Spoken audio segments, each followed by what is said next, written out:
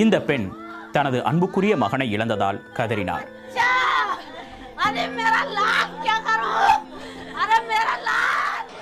பழவண்டி வைத்திருக்கும் இந்த நபர் தனது 22 வயது மகன் பிலாலை மோதல் வன்முறைக்கு பறிகொடுத்தார்.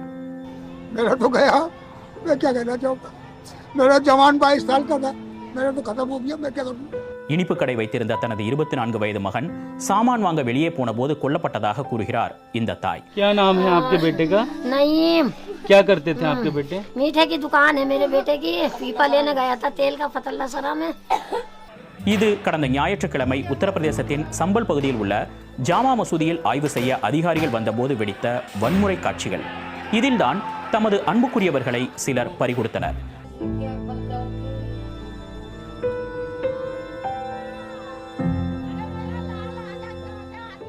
இந்த சம்பவம் நடந்த அடுத்த வெகு சில நாட்களில் புகழ்பெற்ற அஜ்மீர் தர்கா சிவன் கோவில் மீது கட்டப்பட்டிருப்பதாக இந்து சேனா அமைப்பின் தலைவர் தாக்கல் செய்த மனுவை ராஜஸ்தான் நீதிமன்றம் விசாரணைக்கு ஏற்று இந்திய தொல்லியல் துறை தர்கா கமிட்டிக்கு நோட்டீஸ் அனுப்பியுள்ளது. இப்போது ஒரு மிக முக்கியமான சட்டம் குறித்து மீண்டும் விவாதிக்கப்படுகிறது. அது வழிபாட்டு தலங்கள் சிறப்பு ஏற்பாடுகள் சட்டம் 1991. அது என்ன? இந்த விவகாரம் குறித்து சற்று விரிவாக இந்த காணொளியில் பார்ப்போம். வணக்கம், நான் விவேகானந்த். கடந்த 2019ஆம் ஆண்டு அயோத்தியா வழக்கில் உச்சநீதிமன்றம் தீர்ப்பளித்த போது ஒரு முக்கியமான விஷயத்தை தெளிவாக சொல்லியது. இந்த தீர்ப்பு என்பது இந்த நிலம் யாருக்கு சொந்தமானது என்பதற்கானது மட்டுமே. இதை வரலாற்றில் நிகழ்ந்த எந்த ஒரு தவறை சரி செய்வதற்கான உதாரண தீர்ப்பாக புரிந்து கொள்ளக்கூடாது என்பதே அது. அதன் பொருள், இனி இது போன்ற ஏதாவது வழக்குகள் வந்தால் இந்த தீர்ப்பை முன்மாதிரியாக நீதிமன்றத்தில் எடுத்துக்காட்ட முடியாது என்பதே. ஆனால் அதன் பிறகு நடந்ததென்ன? கடந்த 2021ஆம் ஆண்டு வாரணாசியில் உள்ள ஞானவாபி மசூதியை ஆய்வு செய்ய வாரணாசி கீழமை நீதிமன்றம் ஒன்று உத்தரவிட்டது. கோவிலின் மேல் இந்த மசூதியின் பெரும்பாலான பகுதி கட்டப்பட்டிருப்பதாகவும் முஸ்லிம்களுக்கு உரிமை இல்லை என உத்தரவிட வேண்டும் என்றும் கூறப்பட்டிருந்த ஒரு மனுவை விசாரணைக்கு ஏற்று இந்த உத்தரவை வழங்கியது வாரணாசி நீதிமன்றம். பாரதிய ஜனதா கட்சி தொடர்ச்சியாக அயோத்தியாவை தொடர்ந்து காசி மற்றும் மதுரா குறித்து பேசி வந்தது.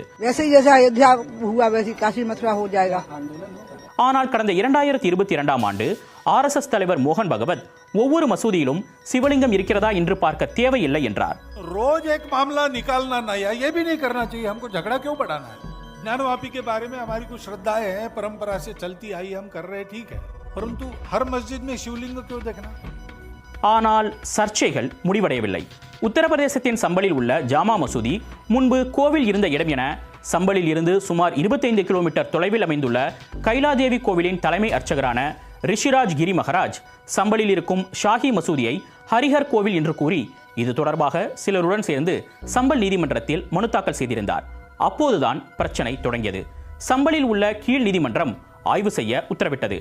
கடந்த ஞாயிற்றுக்கிழமை காலை மசூதியில் நீதிமன்ற உத்தரவுப்படி நடந்த ஆய்வுப் பணிகளின் போது உள்ளூர் மக்களுக்கும் காவல்துறையினருக்கும் இடையே மோதல் வெடித்தது.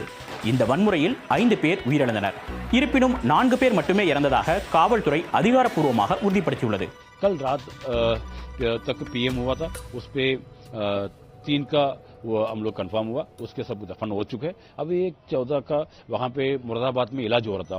मुरादाबाद में इलाज हो रहा, वहाँ से डॉक्टर के माध्यम से कुछ पता चला, वहाँ पे उसके एक அயோத்தியா விவகாரம் போன்று கோவில் மசூதி சர்ச்சை வருவதை தடுக்க ஏற்கனவே இருக்கும் சட்டம்தான் இந்திய வழிபாட்டு தலங்கள் சிறப்பு ஏற்பாடுகள் சட்டம் 1991. அயோத்தியாவில் கோவில் கட்ட வேண்டும் என கரசேவகர்கள் இயக்கம் நாடு முழுவதும் சென்ற அதே ஆண்டுதான் இந்த சட்டம் இயற்றப்பட்டது. முன்னதாக 1990ஆம் ஆண்டு அப்போதைய பாஜக தலைவர் லால் கிருஷ்ண அத்வானி நாடு முழுவதும் ரத யாத்திரை சென்றார். அப்போது பீகாரில் அவர் தடுத்து நிறுத்தப்பட்டு கைது செய்யப்பட்டார். அதே ஆண்டு கரசேவகர்கள் மீது துப்பாக்கிச் சூடும் நடந்தது. அதைத் தொடர்ந்து நாடு முழுவதும் வகுப்புவாத பதற்றம் உச்சத்துக்கு சென்றது. அந்த சமயத்தில் இந்த சட்டம் இயற்றப்பட்டது. அப்போது மத்தியில் நரசிம்மராவ் அரசாங்கம் இருந்தது. இந்த சட்டத்தின்படி 1947ஆம் ஆண்டு ஆகஸ்ட் மாதம் 15ஆம் தேதி வரை இந்தியாவில் உள்ள மத வழிபாட்டு தலம் எதுவாக இருந்தாலும், அது எந்த வடிவத்தில் இருந்தாலும் அது அப்படியே பராமரிக்கப்பட வேண்டும். ஒரு மதத்தினரின் வழிபாட்டு தலத்தை அதே மதத்தினரின் இன்னொரு பிரிவினரோ அல்லது வேறு மதத்தைச் சேர்ந்தவர்களோ இந்தியா சுதந்திரம் அடைவதற்கு முன்பு ஆக்கிரமிப்பு செய்திருந்தாலும் கூட தற்போது ஆக்கிரமிப்பு நடவடிக்கை எடுக்க முடியாது என்கிறது அந்த சட்டம். ஆனால் இந்த சட்டம் பாபர் மசூதி ராமஜென்ம பூமி நிலப்பிரச்சனைக்கு பொருந்தாது. ஏனெனில் அது நீண்ட காலமாக நீதிமன்றத்தில் இருக்கும் ஒரு வழக்கு என அதில் தெளிவுபடுத்தப்பட்டிருந்தது. அதன் பொருள் ஞானவாபி மசூதியாக இருந்தாலும் சரி, மதுராவின் ஷாஹி ஈத்கா மசூதி, அஜ்மீர் தர்கா என எதுவாக இருந்தாலும் சரி, நாட்டில் உள்ள அனைத்து வழிபாட்டு தலங்களுக்கும் இந்த சட்டம் பொருந்தும். ஆனால் இந்த சட்டத்தை எதிர்த்து பாஜகவுடன் தொடர்புடைய ஒரு வழக்கறிஞர் உச்சநீதிமன்றத்தை நாடியுள்ளார். அதற்கான தீர்ப்பு இனிமேல் தான் வரவுள்ளது. ஆனால் அயோத்தியா வழக்கின் போதே இந்திய வழிபாட்டு தலங்கள் சிறப்பு ஏற்பாடுகள் சட்டம் எந்த அளவுக்கு முக்கியத்துவம் வாய்ந்தது என உச்சநீதிமன்றம் குறிப்பிட்டிருந்தது. இந்தியாவின் பன்முகத்தன்மையை பாதுகாக்க இந்த சட்டத்தின் அவசியம் குறித்து விளக்கியது. இந்திய அரசமைப்பின்படி பன்முகத்தன்மை என்பது ஒரு அடிப்படை அம்சம். இந்து வழிபாட்டு தலங்களுக்கு எதிராக முகலாயர்கள் காலத்தில் நடந்ததை கருத்தில் கொண்டு எந்த நீதிமன்றமும் எதையும் செய்யக்கூடாது என கூறியிருந்தது. வரலாற்றில் முந்தைய ஆட்சியாளரின் முடிவை எதிர்த்து அதற்கு தீர்வு தேடி ஒருவர் அலைந்தால் அதற்கு சட்டத்தில் தீர்வு இல்லை. ஏனெனில் தார்மீக ரீதியாக தவறானதாக கருதப்படும் இத்தகைய செயல்களால் நமது வரலாறு நிரம்பியுள்ளது. இந்த சட்டம் நமது அரசமைப்பின் மதச்சார்பற்ற விழுமியங்களை பிரதிபலிக்கிறது என்றும் அதில் பின்வாங்குவதற்கு கடுமையான தடை உள்ளது என்றும் உச்சநீதிமன்றம் கூறியிருந்தது. ஆனால் கீழ் நீதிமன்றங்கள் இந்த சட்டத்தை மறந்துவிட்டனவா என்று இப்போது கேள்வி எழுப்பப்படுகிறது. ஆனால் கீழமை நீதிமன்றங்களால் வேறொரு விஷயம் முன்வைக்கப்படுகிறது. ஏனெனில் இந்த சட்டம் வழிபாட்டு தலத்தில் எந்த மாற்றத்தையும் தடுக்கிறது. ஆனால் அது பற்றிய சரியான தகவல்களை சேகரிக்க ஒரு ஆய்வை தடுக்காது என்று அவை கூறுகின்றன. உண்மையில் 2022 அப்போதைய உச்சநீதிமன்ற நீதிபதிகள் DY சந்திரசூட், சூரியகாந்த், PS நரசிம்மா ஆகியோர் அடங்கிய பெஞ்ச் வழிபாட்டு தலத்தின் உண்மையான மதத்தன்மையை கண்டறிவதை இந்த சட்டம் தடுக்காது என்றும் கூறியது. அதாவது முன்பு என்ன இருந்தது, அங்கு யார் வழிபட்டார்கள் என்பதை நீங்கள் கண்டுபிடிக்கலாம். ஆம், ஆனால் அந்த இடத்தை மாற்ற முடியாது.